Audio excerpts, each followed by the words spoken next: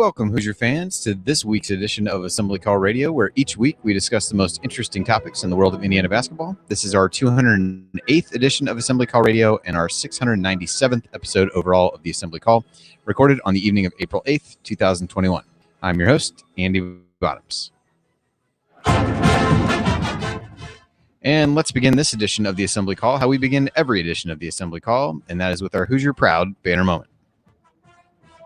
And Indiana is the national champion. When it comes down, Indiana will be champion.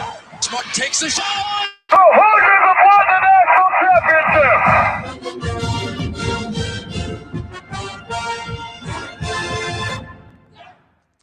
Well, I figured I would use this week's banner moment as my chance to talk about all the things that have happened, because I had already planned to miss the show last week with the family on spring break, and have not had, from a work perspective, the chance to jump on any of these impromptu shows.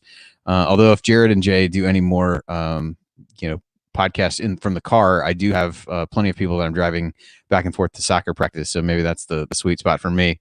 But obviously, since I've been on, a lot of great news, even if you just look at this week, and we'll hit on these during the show. Obviously, you had TJD deciding to come back, and yes, that was actually since the last episode of Assembly Call Radio. Dane Fife announces an assistant, Christian Lander, Jordan Geronimo, and Race Thompson all announcing their return. Xavier Johnson announcing that he committed, and just a continued wave of excitement around the program. And we'll talk about what that means as we go through the show tonight. But just as you look back at what's happened in these 10, 11 days since Woodson was named the coach, short of the news coming out tonight that Armand Franklin was transferring to Virginia, I think it's gone about as well as it can go. And even at this point, you still have a couple scholarships left. But I think the what seems to be the couple constant drum beats for me: one, the returning guys all have affirmed a belief in what Woodson has to say and his plan for the program. And two, it's also becoming a theme that he is a straight shooter and really not afraid to tell guys things they don't want to hear. Trey said that in his press conference. Some of the comments from Xavier Johnson represented some of the same notions, and I think that mindset is really important and speaks to the player relationship piece that we talked about so much when Woodson came on, and how that was missing in a lot of cases during the Archie era. So I think the things that you really thought Woodson could bring to the table off the floor have been on display and have worked well. We'll see what he does with these last couple scholarships, and obviously the X's and O's piece and what it looks like on the court remains to be seen. But a really positive week and a half or so for IU and the program in general. So a lot for us to talk about. Sometimes these off-season shows are a little light in topics, and that is anything but the case tonight. So a show full of good news for sure is my banner moment for this week. And with that, let me introduce my esteemed co-host for tonight. Ryan is off holding a one-person candlelight vigil for Fernando Tatis Jr. outside of Petco Park. Has vowed to stay there until the young phenom has recovered from his shoulder injury. But he is excited to be on the show again soon, so he can bring you the Xavier Johnson scouting report you're all waiting for. For those of you who have seen Ryan lately, he's getting a good look at it with his glasses. It was jarring. He was on a debate show today, which I believe he won in the finals.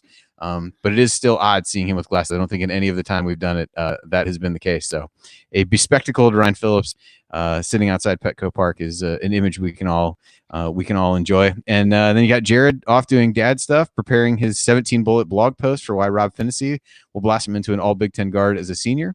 But I do have a couple folks with me tonight who are more than qualified to talk about all the goings on with IU basketball over the last week. So to my left, he remembers the days when a movie cost $1. Heaven help you if you ever decide to pop your collar. Play hard, but remember, fake hustle is a crime. He's the coach and it's Tonsoni time. Coach, you're back on for the first time in less than 12 hours at this point, and but without students in the background. So at least you That's have right. a little more freedom to explore the studio space, if you will. Any lingering thoughts from the day or the week that you wanted to share with everybody? Well, Coach Woodson couldn't have gotten off to much of a better start. I know the most recent news with Armand leaving is the only piece right now that could be seen as a struggle and puts him in a position to have to fill some spots possibly. But this is a decision that, some of us have been cautiously optimistic. And for those of us who have been cautiously optimistic, there's been a lot of optimism coming out of Bloomington, from hiring the coaching staff to players coming back out of the portal. And the key thing for me is depth. When you have a coaching change, there's been a lot of change in the NCAA in the last couple of years. You see a lot of people enter the portal, and they usually leave. What 5 out of 6 players coming back says is that Coach Woodson has a message, and it's resonating with a good majority of players. And the one that decided to go elsewhere went to a program that is a winning program and might be just hard to turn down. So I think the optimism is growing. Coach Woodson is doing what he has to do in the first couple of weeks of being on the job, and that's just a good change from what we've been through, especially this last year with the team doing what it did on the court. And so all of this is winning press conferences and winning the recruiting battles. Those are things that needed to be done. They're a lot better than losing those things. And we have a roster that'll be competitive in practice, that'll push each other to be the best. It's a roster that needs to develop. It is not just automatically they're back and we are at the top of the Big Ten as a school. It's got to be developed, and that's the next step for Coach Woodson and staff, is to develop and find out how these players mesh and put them in the right positions to succeed. And the key thing for all of us is to continue to trust Woodson. Wherever you were on the spectrum of his hire, he is the coach, and he's the coach of the university that we're choosing to root for. And you got to trust him and not go up and down with every decision that's good or bad. But this has been a really good week for Indiana basketball, and I think we're headed for better times. Yeah, I probably should have rewritten Jared's rationale for not being here, that he was spinning up a Virginia postgame show to merge his love of Tony Bennett and Armaan Franklin, but that'll be for another time. He's got plenty of time to do that. But our special guest tonight, to my right, is a longtime member of the IU Sports Beat, currently writing for the Daily Hoosier and previously for the Athletic, and one of the best IU sports Twitter follows out there. He is Dustin Dopirak. Dustin, I don't recall whether you've been on with us before or not, but welcome either way. We're glad to have you. And what are your thoughts on his turned out to be a really busy week and a half for you? No, thank you. First off, I know I've been on some assembly call podcast or something at some point. I'm not sure which one is which at this point. You guys are multi-talented and whatnot. You're in very different spheres. I don't know if I've been in all of them, but no, I think I echo a lot of what Coach said, basically from a more objective perspective from my angle, not necessarily rooting, but sort of evaluating this and looking at it and saying, how is this thing going?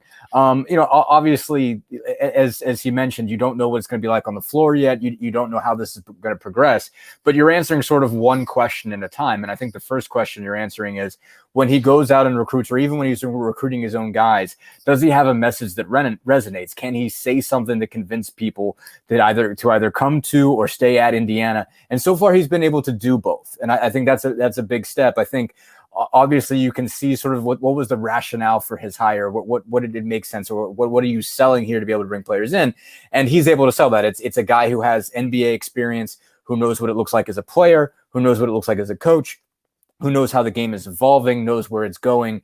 Can he sell that, hey, I can get you there? That's what his rationale is. Can he take what his sort of, again, obvious rationale for being hired is and convert that into a message that resonates to kids to keep them? And he's been able to do that so far. Obviously, the Armaan Franklin loss is significant. It's a big deal, especially the way he wants to play basketball. Armaan fits that about as well as anybody they had, and sort of was going to be a guy that I think could really, make that work quickly, and losing that is significant. He is going to have to get somebody who fills that void. They can't not replace him and go into next season and expect to be better. They have to have a two guard who can shoot the basketball. But the Xavier Johnson get is a big deal. I mean, he is really impressive to watch on film. He needs to be a better shooter, but you see the explosiveness. And when you're going to play some 4-out-1 in basketball, you got to have a guy that can beat you off the bounce, that can win off the bounce and make plays that way. He is absolutely that. Keeping everybody else in line is a big deal. And going back to Friday, Trace Jackson-Davis not only committing to stay around, but basically doing a press conference that was the best advertisement Mike Woodson could have possibly asked for. I mean, he did. It was probably the best, most open presser I've seen on the beat. And because rarely are those when those guys get on the podium, they generally clamp up, and that's been the case as long as I've been on the beat. I missed some years in there, obviously, but even going back to the Zeller period, and Vic and all those guys, even Vic, who would sing sometimes up there, wasn't as sort of open and honest as that. He sort of knew what his show was that he had to play. Trace just laid it all out there and did not hold back as far as what his issues were, not with Archie specifically, but with that era, but said, hey, this is what's here and this is how much better things are going. And I think he really he did a phenomenal job selling it, which makes me surprised that Franklin didn't come. Didn't ultimately decide to stay. But still, I mean, that is as good of an advertisement as Mike Woodson could have going forward, as a guy that had an opportunity to go professional, at least in some way, shape, or form, coming back and selling and saying, this is why you guys need to come and play for Mike Woodson. Yep, I agree. All right. So this week we have a lot to cover, as I mentioned. Hoosier headlines. There are plenty of them. One of the main things that we want to hit is the impact of Xavier Johnson's transfer and Race Thompson's return. For those who haven't read it, Dustin had a really good interview with Xavier Johnson on the Daily Hoosier. So great timing to get your insight on that, Dustin. And then we'll end by answering your questions, of which there are plenty. So we'll see how many we can get to this week. So all of that is coming up this week on Assembly Call Radio. But first, a quick word from a new supporter of the podcast, Playbook Products. You may have missed Jared's story about them last week on the Mark Titus episode, but Playbook Products makes unique stone and leather coasters as well as mugs that feature diagrams of famous plays in sports history. So for IU, the featured plays are the Watt shot, Keith Smart's shot to win the '87 championship, Kirk Hastings' shot against Michigan State, and the final play of the '76 NCAA championship game that clinched the last undefeated season. Still the last undefeated season in college basketball history. And a few years ago, I happened to get these for Jared as a gift. So I was surprised when he was texting me about, hey, do you remember this? And getting me these, and that they had reached out and wanted to put an ad on the show. So very, very cool the way things work out. And I know had really great customer service experience when I ordered them for Jared some years ago, and now you can get them too. And you can support the Assembly Call in the process. So if you go to assemblycall.com/pp, that's assemblycall.com/pp for Playbook Products. And then you can go there, browse their items. Certainly look at the IU items, but don't stop there. They have similar coasters and mugs for every NFL team, every MLB team, every NBA team, and every NHL team, plus a number of other colleges. So in other words, there's something for you or any sports fan in your life at Playbook Products. And when you use that URL, assemblycall.com/pp, they know that we sent you, and we get a 15% commission on your entire order. In fact, we sent an email out about Playbook Products last week, and now 40 plus sets of coasters have already been purchased using our URL, which makes sense. It's an incredible product, and our audience never fails to step up and support us. So go to assemblycall.com/pp and pick out your coasters and mugs today. Again, that's assemblycall.com/pp. All right. Well, Hoosier headlines. This, like I said, sometimes this is a light section during this part of the season, but it is anything but this week. And this is all, again, since last week's edition of Assembly Call Radio. And you would know that because, and maybe it doesn't seem that way because Jared has been spinning up these emergency episodes after each one of these. But you've got Trace Jackson Davis bypassing the NBA draft to stay at IU. Dane Fife announces an assistant. Christian Lander announces his return. Jordan Geronimo announces his return.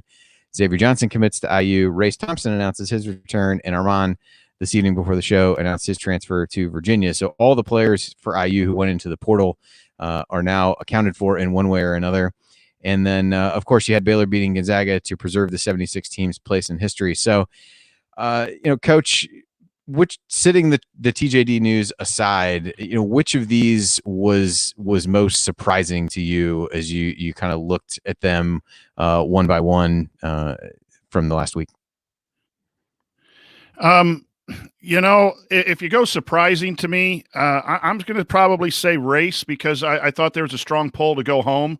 And he had already been here for 4 years, and you could see that, I'm not inside his discussions or anything, but from the outside, you could see where you've given 4 years to Indiana University. Maybe you do want to go and play for a school where your dad played football and all of those things. So that was lingering out there, for me, without any confirmation or anything. I'm not digging up sources and all of those kinds of things. You can understand, again, eliminating Trace Jackson Davis, you can understand Christian Lander and Jordan Geronimo coming back. I guess the next one might have been Christian, because you would assume that he had a lot more options being a 5-star point guard, that a lot of schools might have come looking for him. And as a freshman with the restart with the COVID rule, that might have been those. So I think for me, the surprises were between Race and Christian. Not really surprised that our Armand left. When you're that talented, and a suitor comes like Virginia, and you can go, and it's, I don't want to say it's guaranteed that they're going to win, but they're likely to be a top 5 seed next year, and he can experience that. Indiana is hoping, and it's headed maybe to a better success than what they've had in the past, but there's no guarantee that jump will be made that he can make going to Virginia. So in answering the surprising one, for me, Race Thompson coming back. Yeah, Dustin, what about you? Any of those stand out as particularly catching you off guard over the course of the last week? Yeah, I don't know if it caught me off guard, but I would say Race Thompson for similar reasons. I mean, not only did he have the pullback home, it seemed like Minnesota certainly had some interest. They obviously have made a new hire who's a Minnesota guy. And I think the other thing is I'm interested to see how he fits, because it's not obvious to me. I think he obviously fits defensively. As Mike Woodson put it, he wants guys that can defend multiple positions. Race Thompson can certainly do that. He certainly is able to defend everything from 3 to the 5, and he can hang in there if you get him in a ball screen action. He's a guy that has a lot of talent. Obviously, was I think you could argue their best all-around player in 2020-21. Just his ability to steals, blocks, rebounds. I mean, he really had it all and was efficient offensively. But them playing a more spread out style leads to the possibility of him getting less playing time, because I mean, he did show he could shoot some 3-pointers in high school. So it's not like he has no shooting ability. It's not like he doesn't have any range, but he's got most of his work done offensively with his back to the basket, or just close to around the rim at Indiana. So it's going to be interesting to see, is he able to be a stretch 4? Do you end up playing? Does that get you a lot of time for Trace at the 4? Is that what that ends up doing? So that's kind of my big question there is, okay, what was Mike Woodson able to sell? If I were Race Thompson, I would look at his system and say, you know what, maybe I'm the odd guy out here. Maybe I'm the guy for whom this does not fit. And I'm the round peg in the square hole sort of situation. So I'm interested to see how Woodson was able to sell him. Franklin surprised me a little bit just because he is an Indiana guy. He's from right up the road to Cathedral. Really tight family, all that kind of stuff. I wasn't sure if he would go that far out. But all the same, as Coach said, it's, you bring Virginia in there, and I think Illinois and Louisville were there's programs that have generally won and won recently, and have a space for him, have a place, have an opportunity where he can matter. I mean, I think he's going to have a lot of opportunity to start. He'll probably be the starting 2 guard for that Virginia team. I think I don't know if they're going to if Trey Murphy's going to come back or not. But if he does, or if he doesn't, he can either play alongside Murphy or, be the guy that sort of takes over if Murphy moves on and tries to play professionally. Putting him next to Kihei Clark. I mean, that's, that's a pretty good situation that he would be in. But still, I am a little bit surprised of it. Also, you're playing a more slow down, down tempo, going back to the pack line situation. Obviously, they've been able to execute it better and win that way. But it's still going back to that. If you were bored and annoyed by the way Archie Miller was playing, you're going to play slower now, even slower and even more disciplined. But it is an interesting change. So that one did surprise me. But obviously, getting Xavier Johnson on the side, is big news as well, that I think kind of counteracts a decent bit of that. I figured Lander was going to want to stay just because after I got to talk to his dad a couple times, and he definitely gave me the indication that he wanted something free and open. And from talking to him after Christian recommitted, it was like that's what they showed him, is that this is what a point guard can do in Mike Woodson's offense, and he was like, that is what Christian Lander can be. And I thought that was a pretty easy sell. Geronimo, from a style standpoint, made sense too. I wasn't sure about maybe geographically if he'd want to go back east, but from a style of play, I thought it made a lot of sense for Jordan Geronimo to stick around. So if we kind of shift gears, which of those, again, I'm going to say outside the TJD one, and Dustin, I'll throw this one to you first. Which of those do you think is is maybe the most important, and we kind of had it phrased here as short term versus long term. Let's just kind of focus on the short term, next 1 to 2 years. Which of those do you think ends up paying the most dividends for both the program and Mike Woodson over these next couple of years? Are we still counting Parker Stewart in this one? Yeah, I think that's yeah, sure, we can throw that one in there, because I think that one may have been, I don't know, remember that was inside or outside of the time frame we're looking at, but yeah, that's I think fine. it's outside the time frame. Yeah, but but if we're just looking at who was in the portal and who stayed, I think Stewart is the most important, because more than anything else, to make this thing work, to make 4 out 1 in work, and to play as wide open as they want to, they've got to be able to space the floor with shooters and guys who hit shots. I mean, early on this season, there was some level of spacing. They had some guys, because basically they were able to throw guys out there that could at least conceivably hit threes. And then some of them did and some of them didn't. And, teams were able to go back to packing it in at a certain point because of the lineups you could put out there, because you were putting Race and Trace out there together for so many minutes. Those guys were going to be on the block, so you sort of lost some level of spacing there. And you weren't necessarily getting killed by the point guard, at least whether it was Finney or whether it was Lander shooting the ball. Obviously, Durham and Franklin you had to be concerned about. But if you in the periods where Franklin was off the floor when he was injured, you were able to pack it in. So it's big to have one guy out there that's going to knock him down, and Stewart is the one guy that's going to go out there and be proven. He's hit 71 threes in each of his 2 seasons. Hunter's got to step up and prove it, depending on what kind of situation he's in. I think Lander obviously. Lander helps, Geronimo helps, Race Thompson, TJD, those guys are all really important, but they needed a guy who was going to be able to reliably shoot the basketball. And if they would have lost Stewart too, they would not have had that guy, and they would have needed to get somebody from outside. Johnson can make a lot of plays. He's a big, huge addition, and he matters a great deal. But if you're going to make this thing work, someone's got to space the floor. And for now, at least, the one guy that you can sort of count on to do that is Parker Stewart. Yeah, Johnson's got to have somebody to make plays for at some point too. So that's where the other part where Stewart becomes key. Coach, what are your thoughts on this one? Yeah, I'm going to agree with Stewart. I'm going to agree with the next most important one is the guy we don't know yet that's going to shoot like Stewart. I think you got to bring in stretch or a bigger 3-4 type, or it's a 2 guard. You're going to need one more shooter. I think now that Armand has decided to go somewhere else. So I agree. But I'm going to talk about the importance of Xavier with his mindset of getting downhill. And hopefully we can get Rob to do that. I believe Christian has that ability too when he gets some run.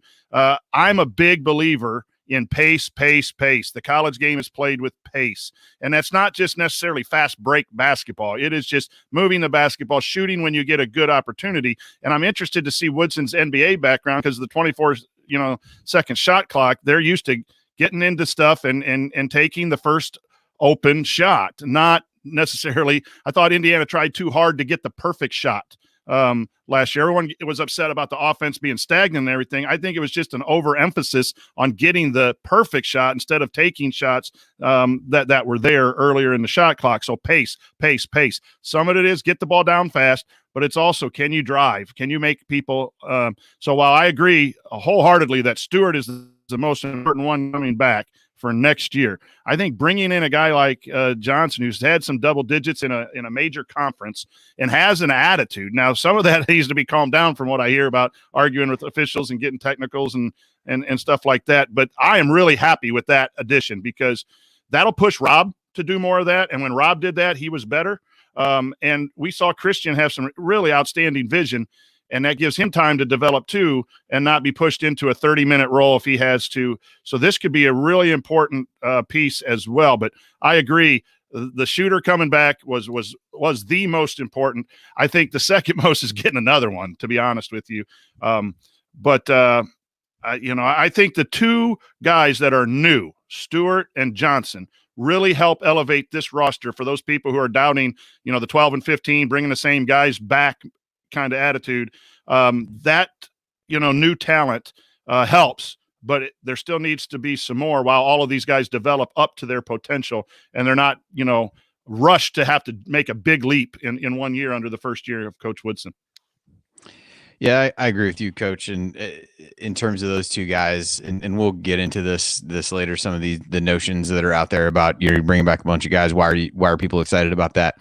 I think it's important to look at those additions. You've got a year of growth for other players. You've got the new system, but the other, both those guys that the two of you mentioned really bring things that were lacking on last year's team. One with Johnson being a real downhill playmaker, aggressive guy driving to the basket that can make plays for others.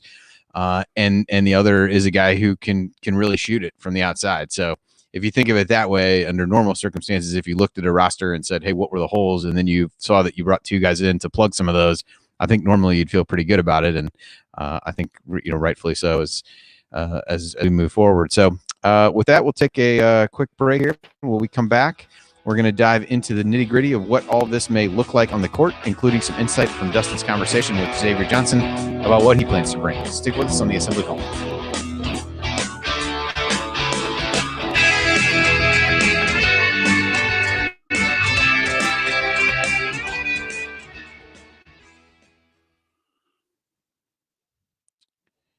All right, welcome, chat mob. Everybody's not tired of us yet, so that's always a positive sign. Everyone's going to go through some major withdrawal in about a week or two as everything settles down and they just go into weightlifting and individual workouts. Yeah, but no breaking news. Like, what do we do? Yeah, when they've got a third assistant hired, they've got whatever other transfer they're going to get, and we're past it. Yeah, no, totally. It's gonna hit a wall like late April, beginning of May. Even coach is going to be jonesing for those social media videos of guys really getting after it in the off season. No, not even you won't be at that point, coach, because baseball season will be in swing and you're able to move on. I tell you, those are important for recruiting purposes, so they're important for the program.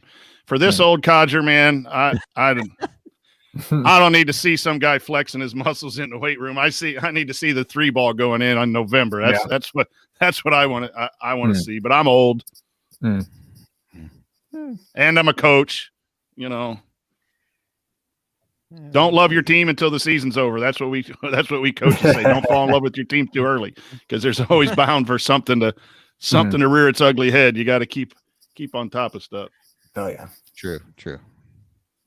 Well, we've always got Nick Castellanos flexing for those who are Reds fans out there. So if you need to see guys flexing, you can just watch that. Although that earns you a 2-game suspension, we learned this week. So we got that going for us.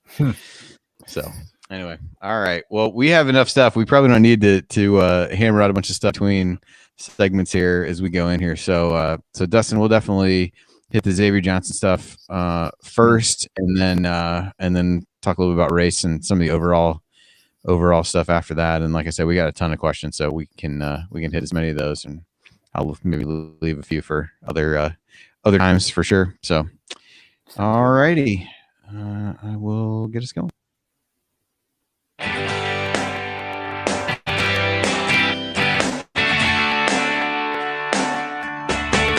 This is Verdell Jones. What's better than an epic buzzer beater, the full court dribble, and perfectly placed pass to set it all up? And, of course, celebrating with Hoosier Nation afterwards. So join Jared, Andy, Ryan, and Coach on the Assembly Call after every IU basketball game. Go Hoosiers.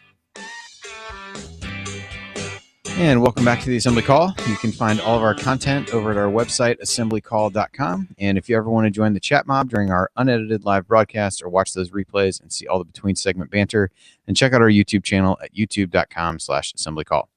I'm Andy Bottoms here with the coach, Brian Tonsoni, and Dustin Dopirak from the Daily Hoosier. And wanted to talk about the addition of Xavier Johnson. Dustin had like I said earlier, a really good interview with him that he posted on the Daily Hoosier last night that is out there. So everybody make sure you go check out his Twitter for that. But, Dustin, before we get into, some of the impacts and the worries about Johnson, anything really stand out to you from your conversation, either that Hoosier fans will be excited by, surprised to know, something that might endear him to IU fans? Just what was your, kind of general impression of your conversation with him? Yeah, there was a couple. I'll get the endearing one out of the way. He's got a Victor connection. For those of you who still, I know the Pacers fans might not have as warm of feelings for Victor still, but those of you who still warmly remember the Indiana Victor, Vic is still apparently recruiting for IU, at least when it comes to DC guys, and particularly team takeover guys that have roots in that EYBL program that produces so many of those stars out there in DC. I guess Xavier was managed to get a number for Vic, and they've called and texted him when he said he was picking Indiana. Vic called him to tell him how proud he was of him. So there's one thing that he's kind of got a connection, and I think it's also important to note for Indiana in general. I mean, so much talent is still coming out of that DC area, and obviously he went to Pitt first, but all the same, the fact that Indiana continues to sort of have a foothold because of Oladipo and his success is something that matters going forward. Will certainly matter to Mike Woodson, matters to Kenya Hunter, matters to the program at large, being able to go there and get guys that they can't necessarily when they have to fill in holes, basically, when they don't have everything coming out of the state. That is another place they can go, thanks in large part again to Victor. But I think as far as I think the big thing that everybody sort of took from it is Mike Woodson telling him that he lets his point guards rock, and that's I think one thing that Christian Lander's dad said and Xavier said, and it's basically that is what sort of endeared him the options. Like, you're going to be able to play up tempo, you're going to play in the open floor, you're going to get a chance to make plays, you're going to get a chance to attack off the dribble as a point guard, and that is certainly what he's able to do. If you watch any film of Xavier at all, he is explosive. He is fast. His first step is extremely quick, and off the bounce, he can get to the rim in a hurry. It's fast. He is like a blink of an eye. He's got plenty of issues with his game. Certainly the jump shot's a problem at this point. It's got to get a lot better. Turnover margin is a little bit too much. I mean, he needs probably to slow down a touch, but when he's going downhill, he's terrific. And basically, it was a lot of that just saying that I think this fits, basically, that what Mike Woodson convinced him of really fit. I think another thing that was important that he noted, and I also sort of got from his team takeover coach Doug Martin, is he said that he really felt like Xavier as a sophomore was looking at draft boards too much. He was all ACC, all freshman team in 2018-19, and what that meant was he was on a list with Zion Williamson, RJ Barrett, Trey Jones, Kobe White, and beat out Cam Reddish. Cam Reddish is not on that list. He was. Most of those guys go lottery picks that year. Obviously, Trey Jones, I think I can't remember if he was first round or early second round, but obviously got picked the following year after another year at Duke. But he was, with guys of that caliber. So he spent a lot of the sophomore year thinking, oh man, I should be a pro. What do I have to do to be an NBA player? And got humbled. Didn't have a terrible year as a sophomore, averaged about 11 a game, but that was down from 15 and a half.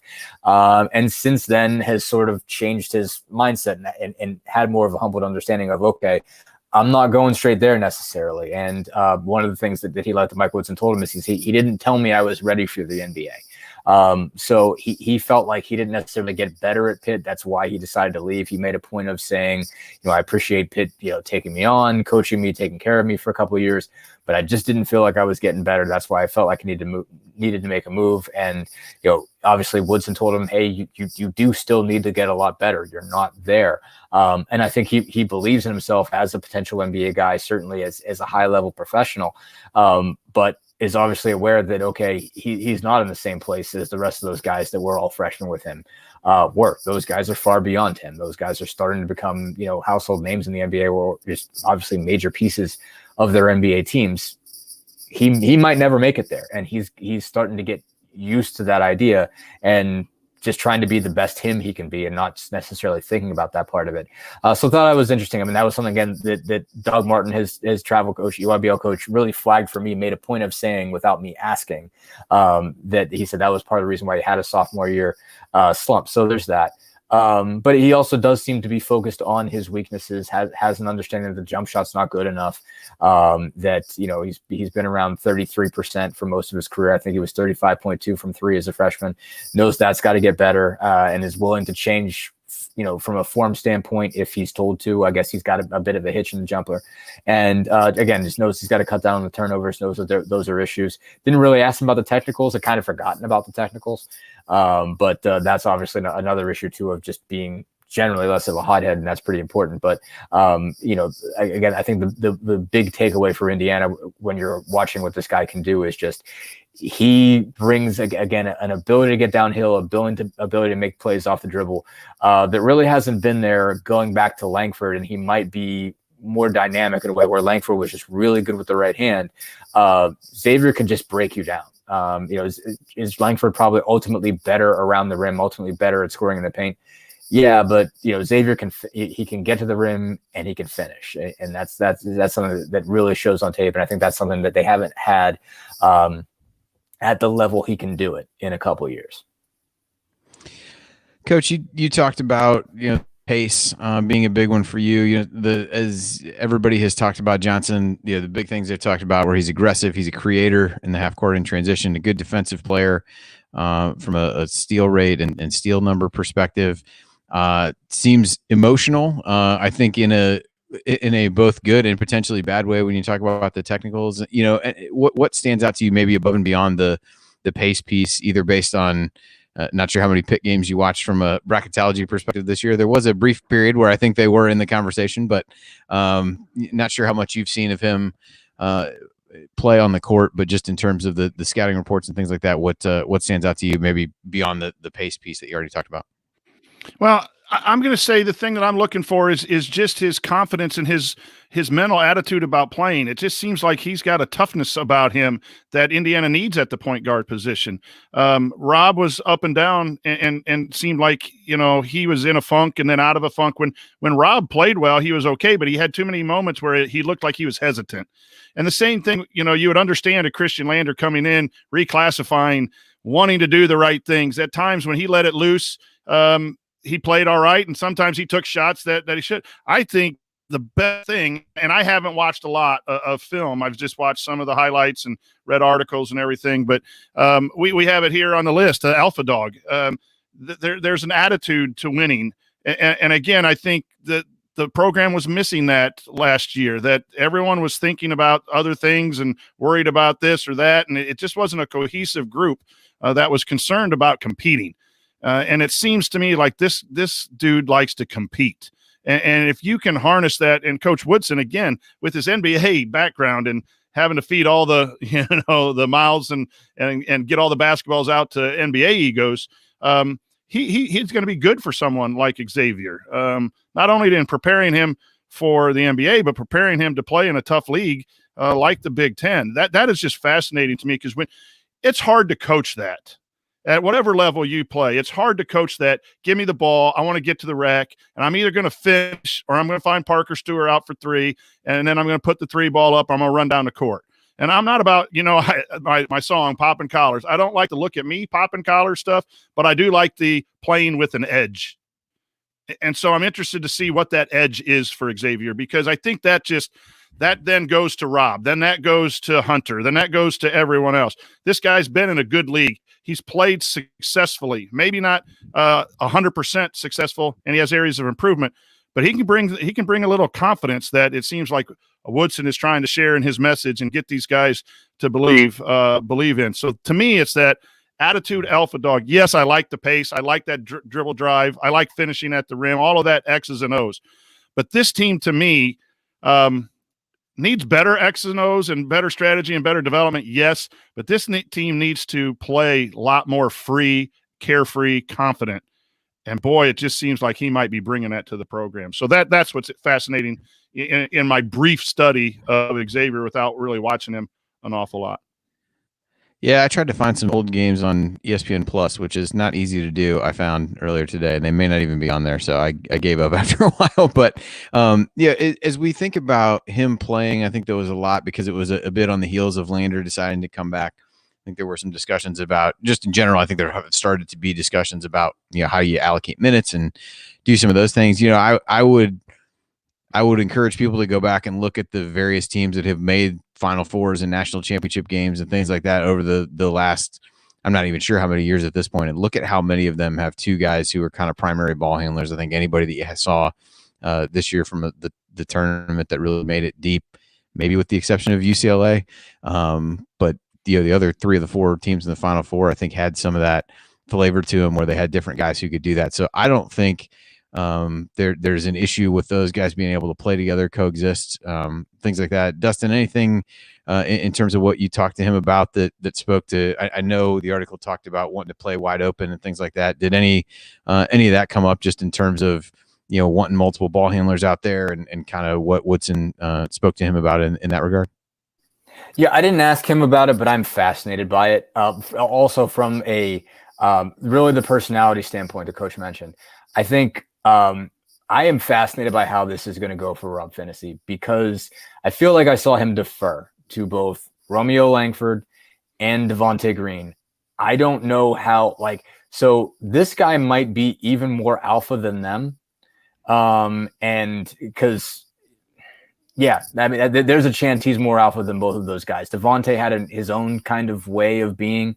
And Romeo wasn't vocal. It was just Romeo was looked up to, basically. I mean, he didn't talk a whole lot, but Rob had been beat by him in high school, and Rob sort of had a sense that, okay, I've got to let Romeo be the guy here. And then Devontae came in, and Devontae wanted to be the guy taking the shots. If Xavier Johnson is the guy that wants the ball in his hands, how much is he going to fade away? That's, I think, a big question. If they're going to coexist, is Rob going to assert himself? That, I think, is the big question, because he either will or he might get run off the floor. I'm very interested to see what that's going to be like. Does he up his game to match that in some way? I feel like just this is going to be a different deal for him. And it's hard to say, from this point, what that's going to look like, but this is going to be an East Coast dude who likes to get downhill and likes to play hard and likes to get after it and doesn't want to be messed with. If Rob's not going to run with him, I'm interested to see what that looks like. And I'm interested to see how Christian Lander is going to handle this as well, as still a younger guy. I mean, just from a physical standpoint, Xavier's going to be able to body these guys in practice. I mean, he really is. So it's just it's going to be interesting to see how do they handle when they've got to go up against him one-on-one. What does that look like? I'm very interested to see that. It could absolutely make them better. It could totally raise their level. They could get a sense of, this is what it takes. If you guys are going to be good, you have to play like this. You have to play with this level of aggression. And again, that people have been begging Rob Phinisee to do for 3 years. And so, I mean, he's going to see it up close that if you're not going to match this guy, you're not going to play. I think that's going to be a big thing.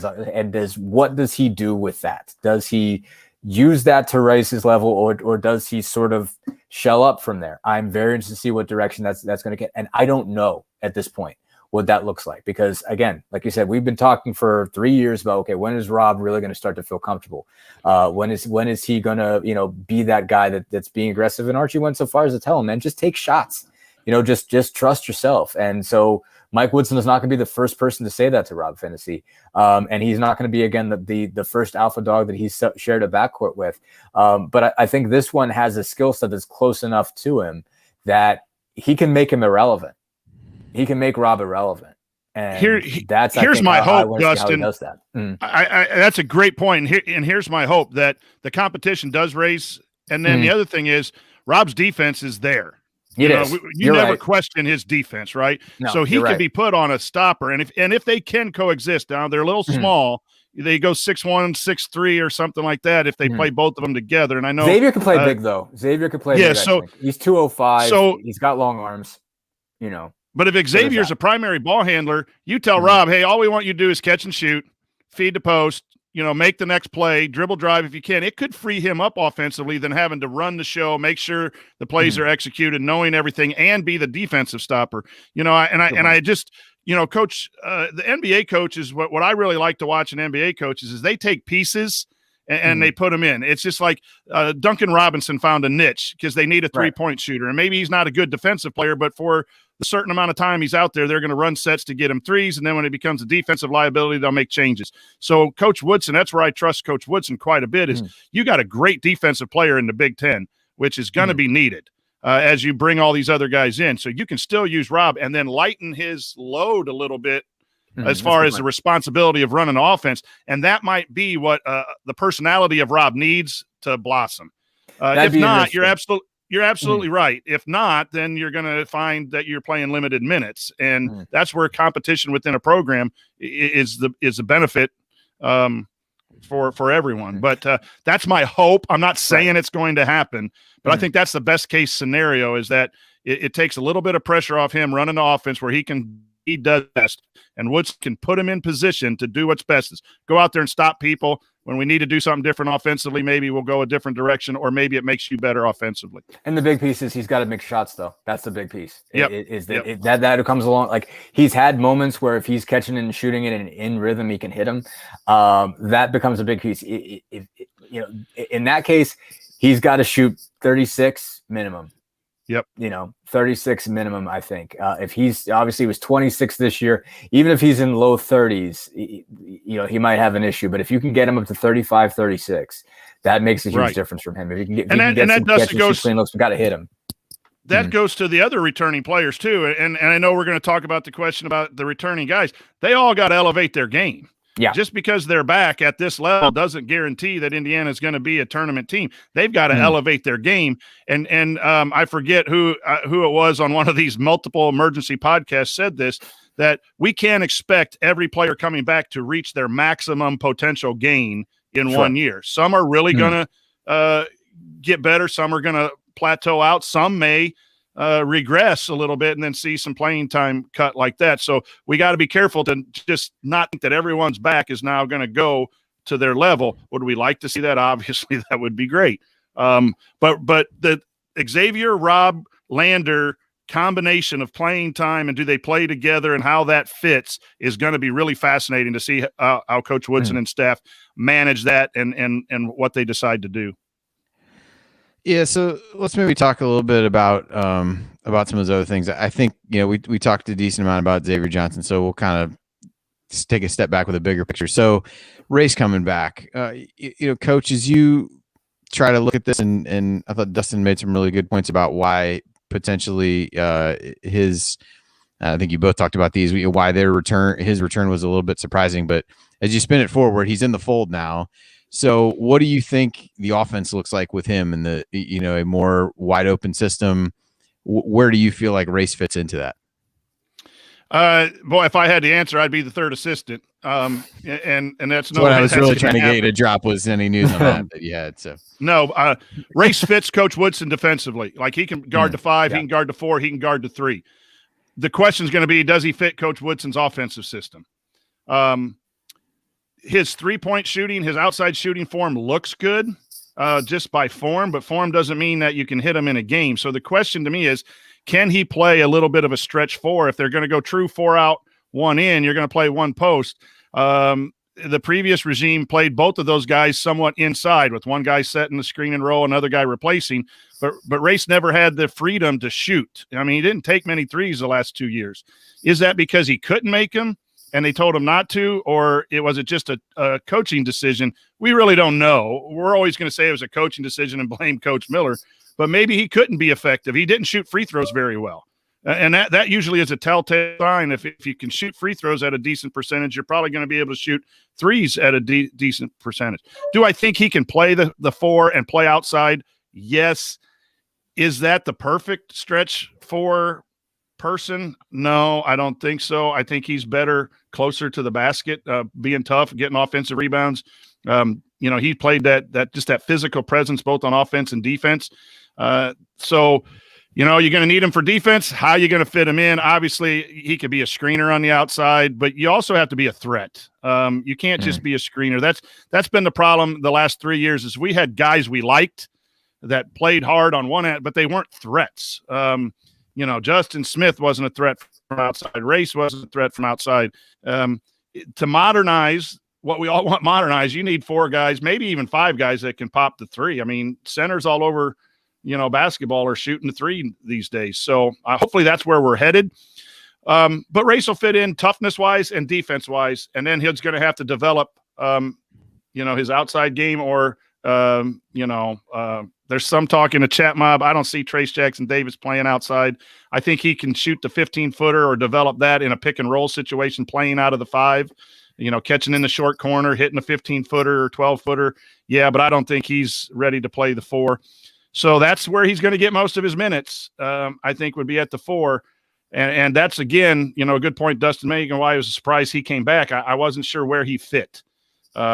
So we just going to have to watch and trust, again, Woodson with his NBA experience and knowing where to fit these pieces to maximize the team. But that's going to be an interesting decision.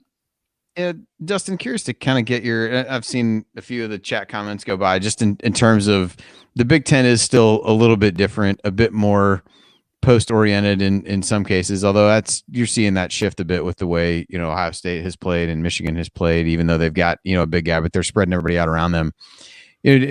How do you kind of view, and I guess maybe the essentially the Race Thompson question kind of comes down to this, but do you see the league moving maybe behind where other leagues are, maybe a little bit later, but moving in that general direction where they're not going to be thought of in the same, kind of plotting, pounded inside, physical conference? Do you think that's a move that more teams are making? Or do you think, we see Woodson having to adapt a little bit to that more wide open style with having to adjust and play those guys? There's arguments to be made either way. I know Jay's made some arguments of, hey, these things can work if you can play the other team's big guy off the floor. Everything looks great. Just kind of how do you see the Big Ten trending and maybe what that might say about IU and how they want to use Race as he's back in the fold? Yeah, no, I mean, I think you've certainly seen it tried and attempted. I think to Coach's point, you've got to be a threat. And so it doesn't matter if you're operating on the perimeter. If they're not guarding you on the perimeter, it doesn't matter. I mean, Justin Smith operated on the perimeter as a 3. They didn't guard him there. So you are still dealing with a packed paint. You were still dealing with 3 defenders in there that weren't tacking to their guys when they went outside. So that's really the issue is you've got to have the personnel, even if you're trying to do it. It's only so effective if your 4 guys not hitting the threes, and I think Michigan was pretty effective with the lineups that they were able to put out there for a lot of this year, when they had, I think, Livers and Wagner and Smith and Brooks. When you have those 4 guys out there on the perimeter, those guys can all hit. Those guys can all make that shot, and you've got to defend them out there. You have to defend them all the way. I'm trying to think. I mean, Ohio State, when you put Liddell on the floor, then you absolutely have to go guard Liddell when he's out there. So that'll open things up. But it's like if you have a guy that's trying to act like a stretch 4 and isn't really a stretch 4, then it stays that way, and it's just, and to be able to continue to recruit those guys, makes a difference. I mean, again, if you're trying to make a guy a stretch, sometimes you just end up throwing him in there, and I think that's ultimately what happened with Archie Miller. I don't think he was necessarily wholeheartedly opposed to the idea of 4 out, 1 in. I don't think that was sort of a philosophical thing. It was he looked at his lineups and the guys that he could play the 4 were going to be better around the basket. They just were. At no point in time could you really trust either Justin Smith or Race Thompson to steadily make those outside shots. And he could have forced going 4 out, 1 in this year if you wanted to put Jerome Hunter out there, but there was a big drop off defensively. I mean, Race Thompson was a better all around player. So I don't think he really wanted to do 2 posts this year. I think he certainly presumed that he could run a bunch of, a lot of screen and roll stuff, have a really open floor. But as far as just the total players that he had, who were really his best guys, ultimately, his best 2 forwards were guys that played in the post. And I think that's what ends up happening so often in the Big Ten. It's just kind of the kind of bodies that you get. It's trending in that direction because I think the big guys are getting more and more skilled, but I do think it happens a little bit slower in the Big Ten. Again, just because there are just so many guys, so many available players that end up being those sort of stocky, muscular, big power forwards that, you might try to drag them out there, but nobody's really believing you. Yeah. So last question, guys, before we take another quick break here. So we know what everybody's decided. Armand has made his decision. So you kind of know where you stand at this point with the roster in a way that you weren't even close to knowing a week ago. So you've got that leaves 2 open scholarships, regardless of whether Joey Brunk decides to come back or not, which I think there's a question about that in the last segment. So Coach, I'll throw this to you first. And we touched on this a little bit before we all hopped on here. How do you use those 2 scholarships if you're Mike Woodson? It's going to come down to a philosophy issue on, do you want to fill 13 or do you want to have some flexibility? I think the college game is moving to a little bit more flexibility. You see some of the bigger schools, their 11, 12, 13th guys aren't really going to be playing, and they're going to try to keep 10 people happy. The transfer portal is a whole new game for these college coaches because, it's open 365 days a year. And if you're a top level kid, you want to play, and not too many kids come in and want to sit for 2 or 3 years as the 12 and 13th guys. So what's the best use of those, right? Obviously, I think we agree we need more shooting. Indiana's roster needs more shooting. So with 2 scholarships, I would advocate for at least one more shooter where Coach Woodson feels, is it more of the 3-4 spot, a bigger 6'7", 6'8" guy, or is it another 2 guard? I think you can never have enough wings that can bounce the ball and shoot the ball. It's a guards game, and no disrespect to TJD and Race Thompson, but the college game is a guards game, as we saw in the national championship. Good guards help make big post players better because of their ability to do things with the basketball. So I would advise bringing in at least one more shooter, and then I might, as a college coach, just keep one open at times for a late summer recruit that pops, or some coaching change or something happens and you really want that guy. Or there's a transfer. Like, it helped at mid-year to get Stewart in here, have old scholarships, and had a relationship with Kenya Hunter, the unfortunate situation with Stewart's father, and it opened up, and you're able to bring a guy in because you had an open scholarship, right? I think that so that's just going to be interesting. It's on philosophy. You want to bring in 2 shooters and you got 13 guys to pick from and you have heavy competition. That's great, but you can't play 13. You got to have an 8-9 man rotation, maybe a 10-man rotation at the most. So that means there's always going to be some guys not playing. The other thought, guys, is are you going to be a redshirt program? I like the way Villanova has done the redshirt, bringing guys in and redshirting. I think that has some potential too. If you can really convince guys that, hey, you're going to be 12, 13, but we're going to redshirt you and you're going to have a big impact down the road, that's another way to use those scholarships. But I would say definitely one more shooter, keep one open, or maybe you get a grad transfer that's going to come in for 1 year and you have that available again. But that's my initial thought, and it's just something that these coaches really have to think about now with a lot different landscape. Dustin, your thoughts on what the staff's going to do with these last couple spots? Yeah, I mean, I think they've got to get a shooter. I mean, I think losing Armand Franklin requires it. Because if they're going to play this way, I just don't see an option when they don't. I mean, even if you have 2 guys that are going to put out there 2 guys that are pointish guards, okay. You don't necessarily have shooters out of any of that group. So, you can give those guys some space. Basically, if you're defending them, whether it's Johnson, whether it's Lander, whether it's Finney, you're going to sag back off of those guys. You're going under screens right now, basically with any of them, more likely than not. So you got to be able to put multiple guys on the floor that are definitely gonna be able to shoot the basketball. If you've got Stewart and Hunter, that's fine, but I think you need one more just to be sure. And if you're going to take Hunter off the floor for Thompson for defensive purposes, then the only guy that you can trust right there is Parker Stewart. You've got to have another option. So I don't think they can go into next season without a guy that can hit at or close to 40.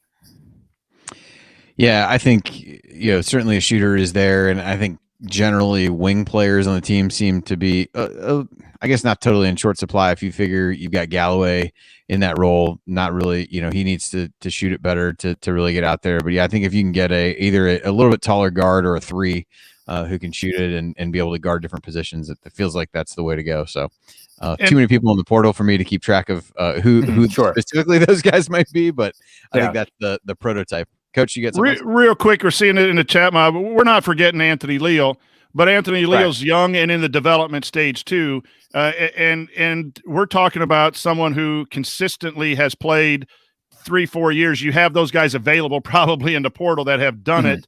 And that gives him a chance to continue to grow and find his 10-minute stretch, his 12-minute stretch or something without having to make him be that major shooter he will have that opportunity at some point in his career. So we're not dismissing him as a potential shooter. But I do think you can never, ever have enough shooting to stretch the floor and have enough threats out there. Besides you got to get people off TJD in the post to maximize TJD and to play a good offense. So we're not forgetting about Leo by any stretch.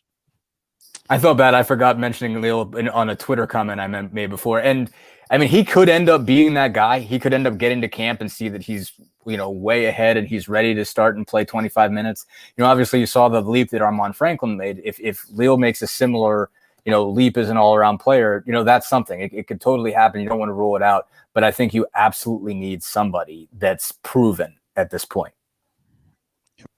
All right. Well, with that, we're going to take another break here. And when we come back in our third segment, we're going to answer your questions. And we have a ton of them, so we'll fit in as many as we can. So stick with us here on the Assembly Call.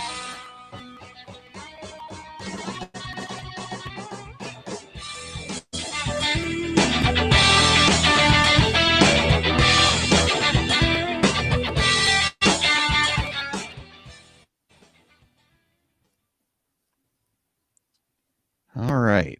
Well, we have just a boatload of questions here, so I probably will not take too much time in between so we can get to a bunch of them, but I probably got to wrap up. I got a quick one for Dustin real quick, just to get your thoughts on it. How much of Indiana's issues last year, and without necessarily getting into Archie Miller or anything, but how much of it was skill level for the guards versus confidence in shooting? Is this coaching change going to come in and we're automatically going to see a bump just because it's a different offense and they're maybe playing a little more free under Coach Woodson? Or how much of it is they really got to get in and shoot the ball a lot better from a skill standpoint? I know I have my feelings on that. I just wonder. What do you think mine is? That's a tough read because it's just without being in their heads, I don't know. But I think if you were to have Archie Miller in here and he were to sort of make the argument, it's okay.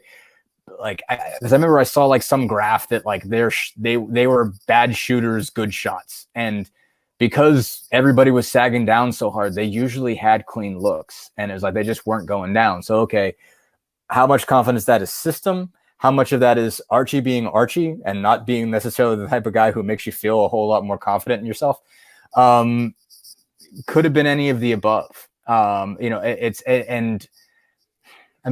Finney has never been a reliably good three-point shooter, even though he's got good form. There's nothing wrong with what Rob is doing with the shot. Durham was fine. Franklin was fine. But part of it is they didn't have a lot of options after those guys, and you're putting, when you're putting on the floor, but you don't trust them on defense. Lander, I think is hard to say. Lander's dad said it was absolutely confidence, but it's is that because system, he didn't let him play free enough. He didn't trust him to make mistakes. He felt like he was going to get pulled all the time. I could see it being either, but the bottom line is they had open looks. So it's they didn't come the prettiest way. They just came from the fact that there was a big blob of humanity in the middle. And anytime the ball came out, someone was going to get an open shot. And so I don't know what was lack of trust or whatever, but there were a lot of open shots that did not get hit. So how much for that is mental, how much of it is physical, it's tough to say, but the bottom line is you had a lot of situations where guys who should make that shot missed that shot. Yeah, that's one of the things I'm really curious to see. I know, we didn't really we alluded to the question a little bit earlier of how do you get too excited about a lot of these guys coming back on a team that didn't perform very well, but yeah, it really, and I think Jared made the analogy today of just using Justin Smith as kind of the microcosm for this. Not that he shot it better from that standpoint, but just how much more loose he was able to play in a different system, and just how the reaction to the different coaching style and whatever, kind of unlocked some things in him that we saw in flashes, but was able to be really, really successful. So it's remains to be seen. But yeah, Woodson would have the right to take the victory lap of all victory laps if all of a sudden these dudes can show up and can really shoot. For sure. I think there is something to the confidence. A coach can take away confidence. Sure. I think it's really hard for a coach to give confidence, but I think they can take it away. If you say you miss a shot and you get yelled at for missing a shot, that's in your head, and you're wondering whether you should take it or not, then it's already too late. You're going to miss that shot. That's an example of a coach taking away confidence. But if you are doubting yourself, or you're not sure, a coach can't say, "Hey, good, you're a good guy. You're a good guy 8,000 times," and that's going to make you shoot. Right. It comes from demonstrated ability. So I think I agree with you. There's a little bit. We've had guys at our level where we said, you got to shoot the ball. You can shoot the ball. And it took, 3/4 of the season before they felt comfortable shooting the ball with regularity in a high school game. So it's not so easy. It's just, hey, we love you. You're a good guy. Go play freely. And all of a sudden they're 40% 3-point shooters. They got to have the skill. They got to have the self-confidence. They got to have that capability as well. And that's the development piece for me, that Fife and Woodson and Hunter and the third assistant, they really got to get these guys into their form's got to be pure. Their shots got to be really good so that when the confidence is there, that the ball goes in. I don't think it's just a magic wand has been waved over Bloomington now because Coach Woodson's here, and these guys are automatically now going to hit all of those open shots that they missed last year. It wasn't contested shots that they missed; it was open shots. Ones. Yeah. So Archie used the term T-ball the one time, and he wasn't wrong. No, I think I think if you're going to give confidence, it takes a long time. And I always wonder about whether or not a big part of the reason why this team couldn't shoot is Archie was so good at it and it was so easy for him. It wasn't so much easy for him. He had to work, but he just he got to this point. He was like, well, just shoot. That's what I did. Get in the gym. What do I need to tell you anything?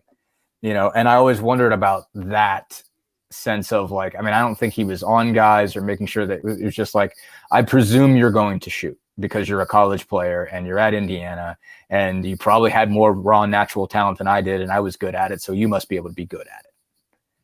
I always wondered if there was some sort of level of dismissive belief that he had to be involved in that in any way. Just because he was so good at it. And we got a lot of questions and we could talk forever about. Sure. I think the program was overcoached, and I know people will be critical of me as saying that, but again, the perfect shot. You don't need a perfect shot. You need good shots. You need to take more good shots than the opponent takes, and you need to hit more good shots. But if you always try to be perfect and eliminate turnovers and get the ball exactly where it needs to go, you're missing many opportunities in the span of a 40-minute basketball game. Right. That's and sometimes it just you can overcoach. I've done it at my level. I haven't been a head coach now for 10 years, but I'm back in the game as assistant. And I tell people, if I get back into the game, I'm going to give freedom to our guys because I think that we'll criticize them in the film room, but I don't want them thinking, offensively. I want them, with parameters, Dustin. I don't want UNLV of 1990 just running and chucking, but and they don't have the ability to take shots. And I think that's ultimately what will help this team somewhat. But I'm not going to also say the players don't have to get in that gym and do the right kind of drills, the right kind of development under game pressure, and demonstrate that they can hit at a high level so that confidence is there when it's given to them. But that's going to be – the shooting is just going to be – to me, it's the simplest correction to this program is the ability to be threats and space the floor. And if Indiana can do that, they'll win a lot of games. Yep. All right. Well, I'm just going to kind of roll through as many of these questions as we can. I figure we go till about 10:30 and then call it a night.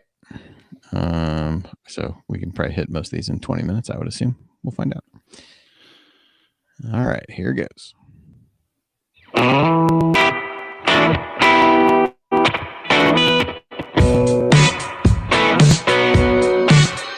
This is Jordan Halls, and I never miss a shot or an episode of the Assembly Call. And welcome back to the Assembly Call. This is Andy Bottoms here with Coach Brian Tonsoni and Dustin Dopirak from the Daily Hoosier. Remember, you need to be subscribed to our email newsletter. We send out a weekly IU news roundup, even during the offseason, and after every game, we send out a detailed post-game analysis. So just text IU to 66866 or go to assemblycall.com. Again, that's IU to 66866 or go to assemblycall.com. Now time for our mailbag. All questions submitted via our private IU basketball discussion community, which you can learn more about at assemblycall.com/community.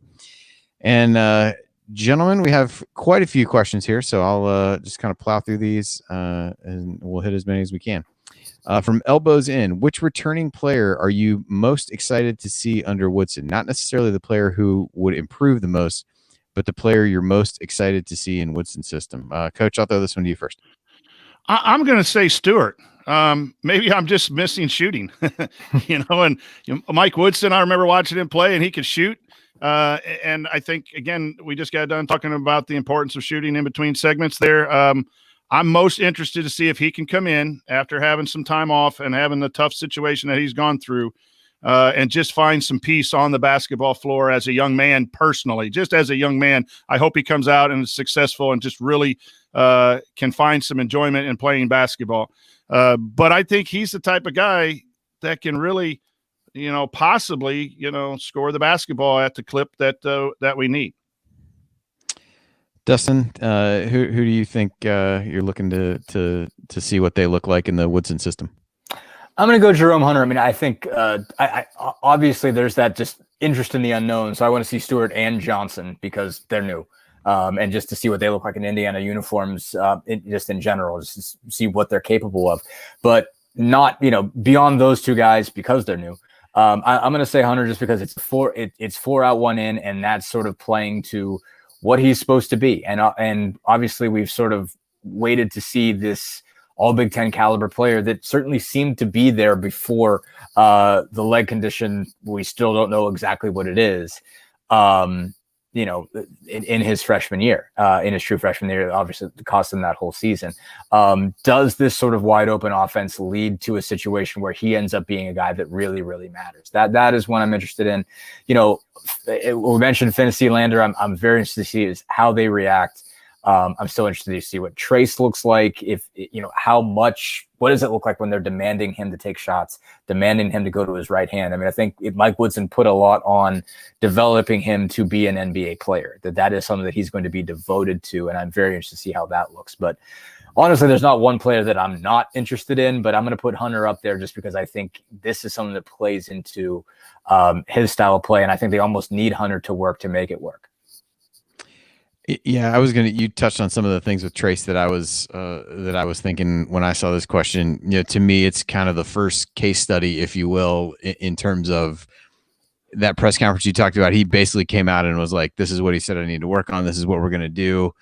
All right, let's see the rubber meet the road in that scenario. And what does that actually look like? Does it all work? Does it work for a little bit and then revert back to other things that more comfortable with from the past? So that's the right, like I said, kind of the case from a case study perspective, the one that I'm thinking about. So Jeff asked, and Jay joked about this on the show earlier today, the flood of what do you think the starting lineup is going to be questions, but we might as well indulge ourselves given the level of clarity that we have on the roster, at least at this point. Dustin, what would be your pick for a starting five if you had to pick right now? All right. And I'm presuming I'm not going to involve random mystery person who I presume they're going to recruit. I presume there will be a guy, and I presume he will be in the starting lineup. That's my guess, is that random mystery person that we don't know today will be in the starting lineup. But if I've got to pick out of the group that is there right now, if you had to put out a lineup, if they were playing tomorrow with the guys they got, I'm going to say Xavier Johnson running the point. And I think they have to play Finney at the 2 right now. Stewart at the 3. That Hunter Thompson situation at the 4 and Trace at the 5. That's what I would say right now. And I mean, I guess part of it is finding a situation where maybe you don't have to start Finney at the 2 and you go get a 2 that can pass him up, or a 3 that can bump Stewart to the 2. That I think is the options I got to look at. But that's right now what I would say. But I do think that whoever they get out of the portal, and I presume that they will get someone out of the portal, and they have to get someone out of the portal, I think that person will be able to make the starting 5. Coach, what about you? I dropped the mic. that was good stuff right there. I was supposed to be teaching today. I joked on the emergency podcast during my lunch period that I gave them an assignment to do once I saw race coming back, and I put a lot of permutation. I think there are possibly 7 starters without that mystery person. Lander can be a part of it, although I think his best spot is really coming off the bench and finding more minutes. The minutes we kind of wanted him to get last year, those are the minutes he's probably going to get this year. And I think I have Hunter as another guy who can start that Hunter Thompson thing. So I agree with Dustin. I think the way it is right now, Johnson, Finney together, Stewart, Thompson, and Trace Jackson Davis. And there's a lot of questions there for me because, can Rob be offensive and can he play free? do we need his defense and don't worry about his offense? And then again, is Race a fit for an outside? Can he be a threat? You cannot operate in a 4-out 1-in and have your guy sitting at the dotted line in the lane and clogging it up for TJD. We've seen that for 3 years. That just doesn't work. And love Race, and he can guard. But you got two guys in that starting lineup who can guard, but have some questions in the fit of a wide open offense. And if we want to jazz up the offense, those two spots are where that portal mystery guy is going to come from. Yeah, I would end up kind of the same place as both of you guys. So for the sake of time, we'll move forward. Let's see. Josh and Max, this one in here. So it says in Coach Woody's offense, IU seems to have guys who can penetrate and kick between Johnson, Lander, Rob. But obviously IU needs to knock down threes. You guys had a discussion about this between segments in terms of what may lead to improvement from beyond the arc. But Coach, is there a player or players that you see improving the most from a 3-point shooting perspective? I'm gonna pick the guys who had really bad years because there's more room to improve. I mean, pick them out of a hat, right? There's guys I want to see improve, like Rob. That would really help the team. Obviously a Galloway's got to shoot better to get more run time in order to do multiple things as a college basketball player.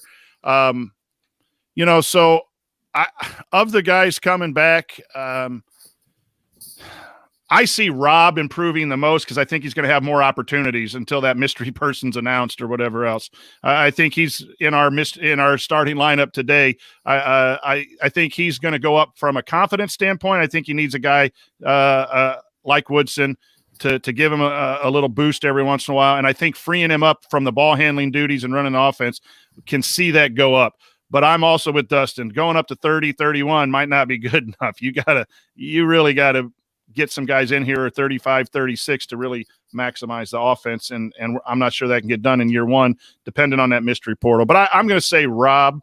We haven't seen Stewart and what his level of approval. We're assuming he's coming in at a pretty good level and a pretty good clip. And it might be Xavier. So I'm going to go Rob. Dustin, what about you? God, it's for so many of them, they can't get worse. Like they have to get better. I mean, if Rob I'm looking at some of the percentages too. I was like, yeah, it's pretty. Coach's argument about there's plenty of options to pick from for sure. Finney's a 10-point jump if he gets to 36. 36 right. Isn't a great clip. That's a 10-point. That'd be a 10-point jump to get from where he was at. I mean, Lander, if he's good at all, like what did Lander finish at? 27, 25. Yeah, 27. So he's got to come a long way. I mean, and Galloway. I mean, I'm going to go with Galloway makes the biggest leap.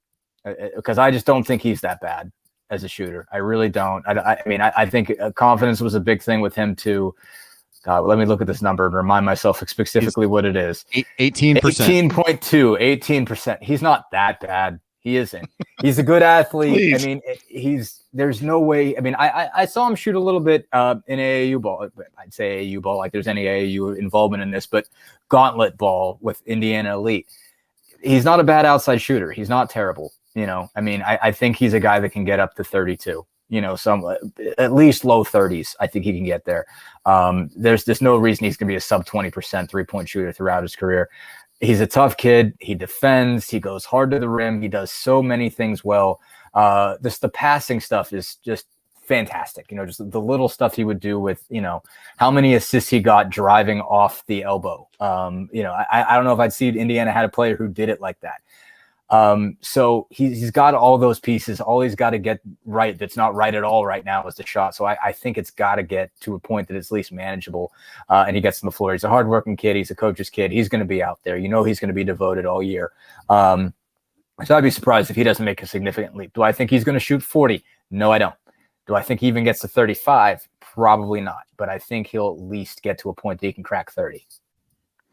Yeah, I'll go with Leal. I was surprised to see he only shot 30% a year ago, but I was also surprised / appalled at some of the numbers as I pulled up the KenPom page to see what they actually were. But I think there's going to be a question of number of attempts to some of what we talked about before, and dependent upon mystery player and who might come in. But I do think in a system, if you really want to get shooters out there, he's a guy that was proven to do that. And I think there were so many times last year where he just looked so reticent to actually pull the trigger on shots. And a couple of games when he didn't, I think it was the Wisconsin game, maybe one of the Iowa games, that, he really didn't seem to think about it as much. So kind of going back to the discussion that you guys had in the break in terms of whether that was just a confidence or not feeling like the coach had given him confidence to take it. I think he benefits a bit from that system to the extent that he gets on the court. So I'll throw him out there in that discussion as well.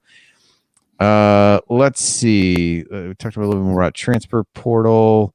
Kevin and David, in watching the championship game on Monday, was not only interested in Baylor's offense, but extremely impressed by their tenacity on hitting the boards on the offensive end. So many times this year we took a shot, no IU guy would be seen on TV, which meant everyone was jogging back on the defensive end without trying to fight for a rebound.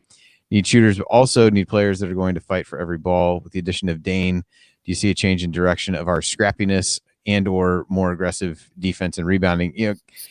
I think this one, I'll kind of do this first and then I'll throw it to you guys. Sometimes this is a choice based on what you want to emphasize and what you want to take away defensively. And so we've seen you, even over the course of the Miller tenure, really do things differently from an offensive rebounding standpoint. I think it was 2 years ago they really ramped up their offensive rebounding production. Yeah, so if you look, his first year they were they ranked 74th in KenPom in offensive rebounding percentage. Second year they dropped to 187th. Third year they ratcheted that back up to 44th. And then last year it was, as low as it's been since he's been there at 241st. So some of that is people going and really trying to get back. That's why you see Wisconsin typically has a pretty low rebounding rate. A lot of times it's personnel driven. I think, a couple years ago it was they're not going to make shots. One of the advantages they did have with playing big guys was to really kind of hammer the glass. And I think you even saw that a little bit that first year when you had, a guy like Freddie McSwain, who was a good rebounder, and some of those kinds of things. So I think a little bit, it's much of a stylistic choice and a strategic choice as much as it is just, what you really want to do, what you want to emphasize. Dustin, I'll throw that to you first. Any other thoughts on, kind of why IU did what they did on the offensive glass in these last few years, and if you see that changing this time around? Yeah, no, you absolutely covered it. I don't think it's a lot about scrappiness. I remember Miller was asked specifically, what would you rather have, offensive rebounding or transition defense? And he said a transition defense every single time. Every single time. That was always going to be his priority. As a pack line guy, that makes sense. And basically that entire philosophy, that entire way of thinking is you're not giving up easy ones. So I'd much rather give you, let you have my miss and get back. And make sure that you don't get an easy one on the break from me, then fight for the 30% of the time I might get an offensive rebound. To your point, obviously they had such an advantage from a size standpoint because they didn't have shooters, but they had three, forwards who could really, really rebound that they were putting out there most of the time, whether it was Brunk, Jackson Davis, and Smith, or Thompson, or whoever they were putting out there, those big body dudes, not this season, but the season before. It became a priority because it had to. Like, that was their advantage, was size. That's what they were winning because they didn't have shooters. They didn't have a ton of offensive skill. They were going to have to win on pure power in the paint. So I think, I don't know if Woodson will do that more, but that's most of it. I don't know that they were less scrappy this year, but I think it was definitely a philosophical case. And again, it depends on just who they're putting on the floor. If it's Jackson Davis and Hunter's your four guy, he can rebound, but how often is he going to crash? Again, if you're playing 4 out, 1 in, that is one thing that you will also, that you do kind of sacrifice a little bit is offensive rebounding when guys are coming from that perspective. That doesn't mean you can't have guys crash in certain situations that they're not going to be able to fly in and get in there. But it's obviously sort of a strategic decision based on where everybody is, where everybody's moving. You're rarely sending, you're never sending more than 3. Very rarely sending more than 3 guys, to crash the glass. You're often sending 2, and sometimes when it's a bad enough shot, you're just all spring back. And it also depends on the team you're playing, what their, ideas are, how much they want to get on the break, and how important it is that you stop that. So, a lot goes into that. But again, like you said, the reason that they went from what they did last year to now was just a total, nothing to do with the guys as far as their desire to get rebounds. It was what was their advantage last year? What was their advantage this year? Coach, anything you'd add about that from a philosophical standpoint? Justin Smith was a power forward playing the 3 2 years ago, and his main, skill was being athletic and going getting rebounds. And then this year you had the 2 posts, and when one got in foul trouble, you went smaller with Geronimo or Hunter in a more traditional 4-out 1-in lineup, and you didn't have his bigs. So that could be some of the number 2. And Dustin's right. It's a philosophy thing. You send 2 back. Do you have a fullback, halfback? That's basketball terminology. It's always a question every year. What is your main, number of guys going to the glass? And then you might change that up, scouting report wise. At least at our level, we do. But that's a philosophy thing about how many guys, more than a scrappiness thing too, because you can play hard, go for offensive rebound, not give up 2 points, and you come back down, miss again, be scrappy and go for an offensive rebound and get a leak out again, and next thing you know, you're down 4-0 and you've been scrappy. It's right. You don't get points for being scrappy. You get points for stopping them and putting the ball in the basket. So it's a philosophy thing. I do think that Coach Woodson, and again, we need to see it to really understand it, but their style of play and what they demand and their accountability. The accountability to me is a big piece of this new program.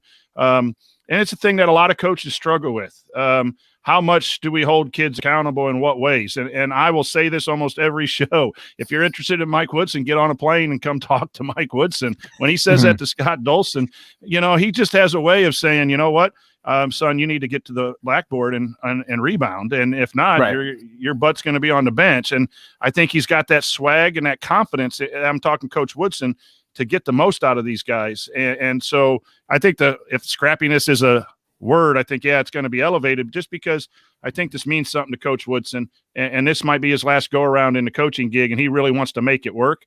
And I think accountability is going to be one of the biggest features that he brings. That good coaches sometimes lose because of stress, on winning and everything else. They worry about 100 things instead of just one simple thing. You're not doing the job you sit.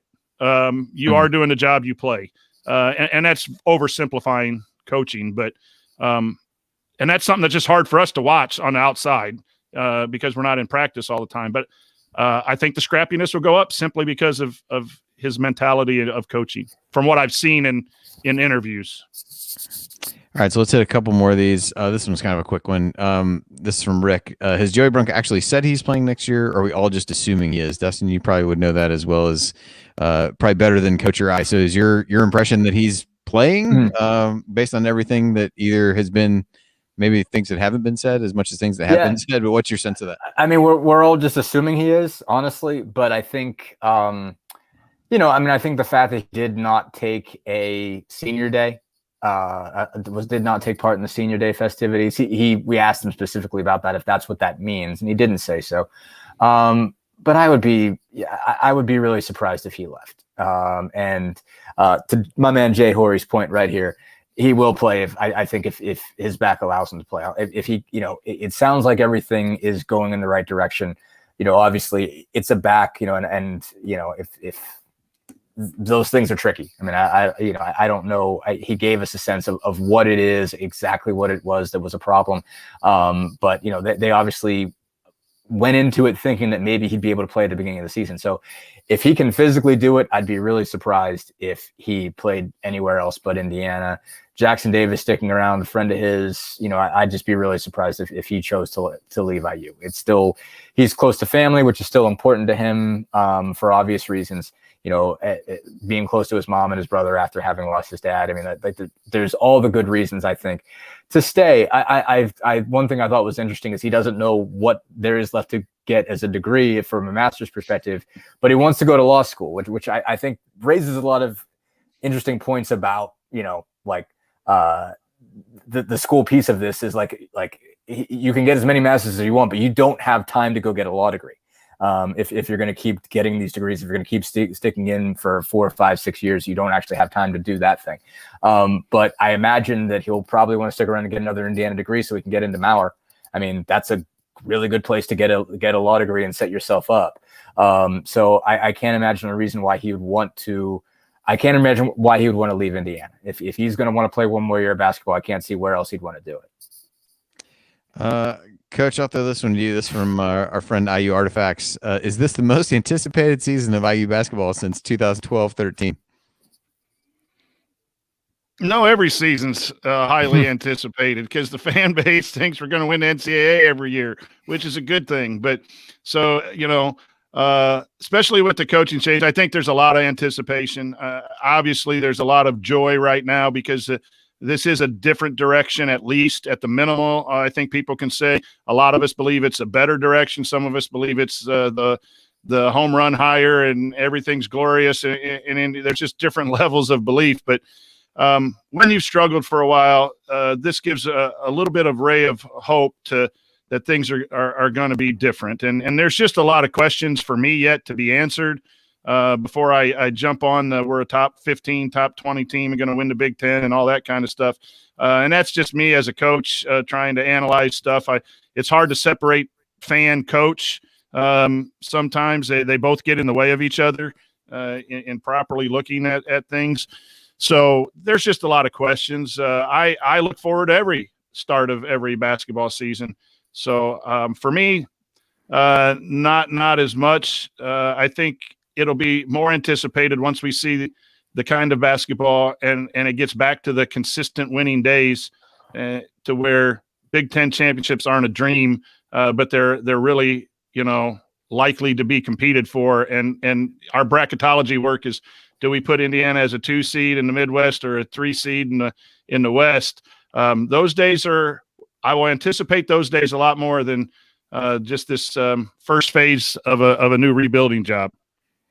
Yeah, the only other one I would throw out since that would be the 18-19 season with Romeo coming in and with Jawan back, but we don't need to talk any more about that season than we already have. All right, so last question to hit on this one. This is a good one. I'll try to do it justice and read it correctly. So this is also from Elbows In. If Woodson works and we look back and say, well, maybe an IU guy really did make the difference, what would we say that an IU guy did that only an IU guy could do to help win games? Dustin, I'll throw that one to you first. Wow. I think that's a great question because I loved it. That's why I saved it for last. It was through these, it was really good. It is terrific because in fairness, if you're asking me what's going to make Woodson work, it's going to be NBA experience before it's going to be IU experience. That's my first thought, is that is the selling point that's working so far. Is I've been there. This is what it looks like. And whether he played at IU or whether he played at Indiana State or wherever, he's been to the NBA. He's coming back. I think that's the more sort of game-changing piece here that's different, is the guy that's spent that much time in the NBA.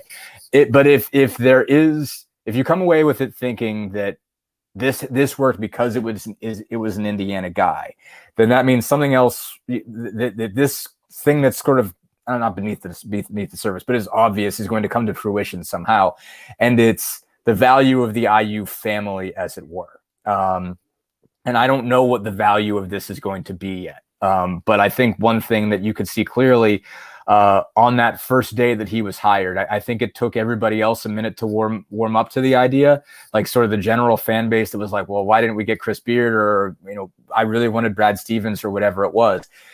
Man, the old players, and not just the Bobby Knight guys, but ex-players in general, even in that in-between period, were jacked about the idea of having a former Indiana player, and they must have crossed paths with him in some kind of alumni events, or comes to visit the locker room or whatever it was. There seemed to be a lot of excitement. I noticed like Verdell Jones made a point of saying, "Yes, I'm really happy we get this guy." And Verdell Jones wasn't born when Mike Woodson was at Indiana.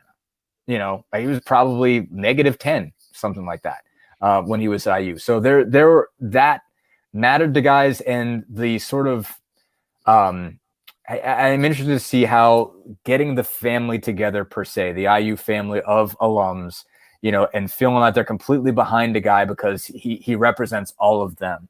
I'm going to see what the sort of, real value is of that, the tangible value is of that. Because, one thing one guy said, I talked to Steve Risley about this. He says, we're going to recruit for him. We're going to tell him about any guy we see in our area that can play. And maybe that doesn't matter because you could probably find that out from anybody else. But connections, everything. There's going to be people there. No one is going to be hesitant where, certainly there were guys, especially of the early night era, that were like, I'm not going to be a part of this thing all the way until there's an Indiana guy in there. I'm not going to really feel like I'm part of it, no matter how hard those guys tried. And Tom Crean absolutely tried his butt off to get everybody involved. I can say that for sure. He really wanted the family to come together over him. I think Archie Miller did. Archie's just not that social of a guy. But it's different when it's an Indiana guy and he knows what he's selling. He knows what it's like to be at IU when it wins IU. All those pieces are going to matter. I have a chance to matter. I think the NBA thing is bigger right now, but if it feels like if you look back and say that only an Indiana guy could have done that, that is what you'll say. That is going to be the moving piece there. Again, I don't know if that will come into play and matter, but if it's an Indiana thing that matters, it's that. Coach, you got thoughts on this? Yeah, I do. I think if I wasn't an IU guy, because I didn't want just the only thing on a resume is to be you graduated from Indiana.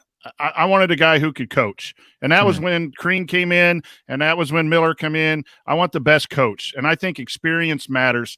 I was stuck in this most recent hire in college experience, and Dustin talks about the NBA experience, and I'll take a different tact on that. I think in handling players, I think the NBA, what makes great NBA coaches and even just average NBA coaches who have some success within years, as he did at Atlanta and New York, is how to get all these guys who are getting paid to be millions or being paid millions, get them to play and get them to accept the roles.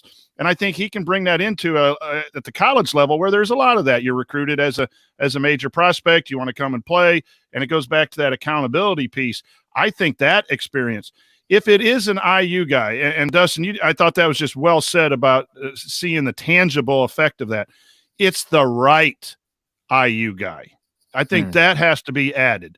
Just getting, if we just interviewed all guys with Indiana degrees, but some had no experience, and nothing again. I love Coach Fife and all of those guys, but some guys without college experience. Steve Alford has some issues that people wouldn't have been happy with bringing him back. So to me, I don't want to discount Coach Woodson by saying he's only being successful because he's an IU guy. No, if Mike Woodson's going to be successful, it's because Mike Woodson's a hell of a coach who happened to graduate from Indiana, and he's using that connection to his advantage. I think someone who wasn't an IU guy who came in and was really good, I think Tom Crean tried, I think Archie tried, but those guys had some personality things that either happened at Indiana or who they were that just didn't allow for the whole entire family to come together. The thing that I was cautiously optimistic on the first hire, Dustin, as you mentioned, I am starting to come around more and more. I just like the way Coach Woodson is a no-nonsense, guy. Trace, you're not ready for the NBA. We love you back. You got to shoot the basketball. Xavier, you're not ready for the NBA. He is just real.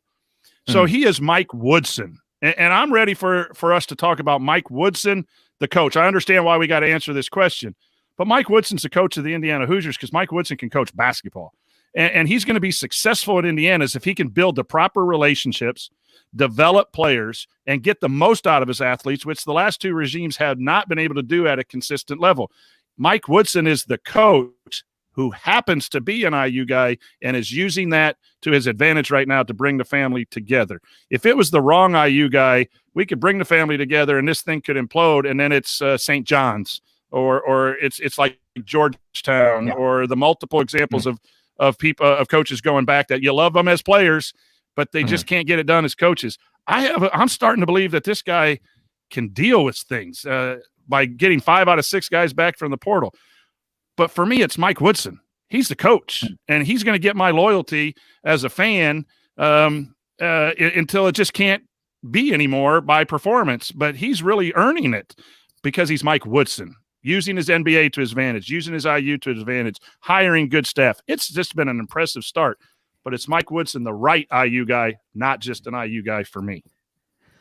Yeah, I think that's a really good point, Coach, and I think you both made really good points on that one, on what was a really kind of difficult but good question. The only other thing that I would probably add would be, And I think this came through in his press conference. I think this has come through in other things he's talked about, where like this is his dream job. And there have been conversations about whether, I think if you're some of these guys, if you're Archie Miller, you probably feel like you have to take it. And we can look back retroactively and say, maybe that he didn't take it for the right reasons or wasn't totally bought in. Some of those things that came out later. But for Woodson, like it's his dream job, his chance to do something that he feels an ownership of and a part of, that he doesn't want to have any role in tarnishing in any way. Now, that doesn't matter if he can't actually do the job, which is where the part that coach said really comes into play. It's like, I can want the best thing as much as I want, but if I can't actually do anything about it, it's there. But I do think there's the passion. I think that in some ways overcomes, whether it was the age concerns with him or different things like that. I think his overarching passion for the university and the state and all those things can help make up for some of that in the short term. And really that pride that perhaps you really can only feel from having been as much a part of things as he was. And that helps to build the excitement. And then I think what coach said helps to bring it home, the actual results, because I've always been kind of like what coach said, I don't think anybody would ever sit back and be like, well, that was a great Big Ten championship we won, but boy, I would have enjoyed it a lot more if it was an IU guy coaching, or if it was more Indiana players on the court, or if it was whatever else. Like at the end of it, that's what people want. But if he can parlay his passion for it and his coaching ability into doing it, then I think it all works out great in the end. But no, really good question to end us with. So with that, I will re-find where I need to be in the sheet here on a lengthy edition of the assembly call, this evening. So I'll wrap us up there. So really want to thank everybody for joining us. Thanks to Dustin for joining us as well. If you want to see us do the show live, join us at assemblycall.com on Thursday nights for the live broadcast of our Assembly Call radio recording, or apparently anytime during any day as news breaks. Special thanks to Bob Thompson for producing a lot of the music you hear on the show, and thank you for listening. We'll talk to you again next week or sooner if any news breaks. Until then, take it from me, Robert Johnson. Keep your elbows in and your eyes on the rim, and go Hoosiers. Thank you. Thanks for coming out. I like everything about that. All right. Well, I'm going to wrap this up. We're not going to do a lot of post show stuff. Dustin, I really appreciate you coming on one Absolutely. And spending an hour and 45 minutes with us too. So no problem at all. Definitely appreciate it. And like I said, really enjoyed the Xavier Johnson piece, and look forward to your coverage of the remaining news to come and the season that is to come. So appreciate you joining us. Everybody in the chat mob, thank you for joining us as well for a lengthy episode. Coach, thank you. Glad we could get you both inside and outside of school to be on the show today. So you've pulled the doubleheader. So appreciate it as always. But thank you guys, and we'll talk soon. Thanks for having me. All right, we'll see you guys. Have a good one.